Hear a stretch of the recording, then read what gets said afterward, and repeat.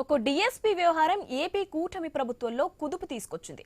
Deputy CM Pawan Kalyan ఆరా తీయడం, ఎస్పీని నివేదిక కోరడంతో ఏకంగా సీఎం చంద్రబాబు కదలాల్సి వచ్చింది. చివరకు సమీక్ష పెట్టారు. మీడియాకు హోంమంత్రి అనిత వివరణ ఇచ్చారు. ఈ వరుస పరిణామాలు హాట్ టాపిక్ గా మారాయి.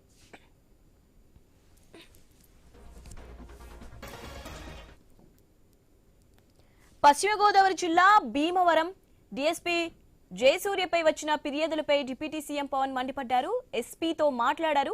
నియోజకవర్గంలో పేకాట శిబిరాలు పెరిగాయని, సివిల్ తగాదాల్లో డీఎస్పీ జోక్యం చేసుకుంటున్నారని తనకు ఫిర్యాదులు అందాయన్నారు.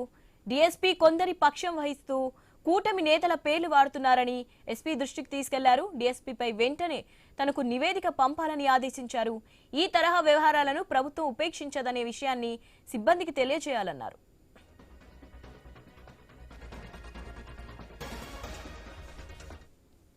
జయసూర్యపై సీఎం చంద్రబాబు ఆగ్రహం వ్యక్తం చేశారు. ముఖ్యమంత్రితో హోంమంత్రి అనిత, డీజీపీ భేటీ అయ్యారు.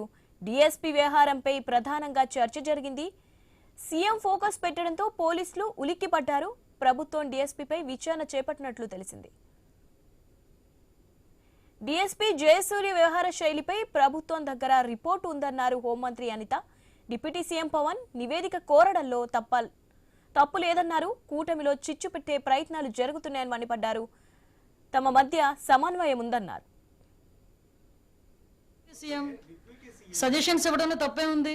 ఇప్పుడు ఒకళ్ళు ఏదైనా ఇన్ఫర్మేషన్ వచ్చింది, నా దగ్గరికి ఎవరో ఒకరు వస్తారు, వేరే శాఖ వాళ్ళు వస్తారు, అమ్మ ఇలా అన్యాయం జరిగింది అంటారు. నేను కన్సర్న్ మినిస్టర్కి చెప్తానా చెప్పనా? లేకపోతే కన్సర్న్ మినిస్టర్ తాలూకా ఓఎస్డీకో లేకపోతే సిఎస్కి ఎవరో ఒకరికి మేము ప్రిన్సిపల్ సెక్రటరీకి చెప్తామో చెప్పమా? ప్రతిదాన్ని భూతద్దంలో చూడకండి. విషయం ఏంటంటే ప్రతి విషయాలు కూడా మా వరకు వస్తాయండి, మా వరకు రాకుండా ఏమి ఉండవు. ఇది జస్ట్ అఫీషియల్గా వచ్చిన కమ్యూనికేషన్ కింద భావించవచ్చు కదా. ఎందుకు దీనికి ఇంత రాద్దాంతో?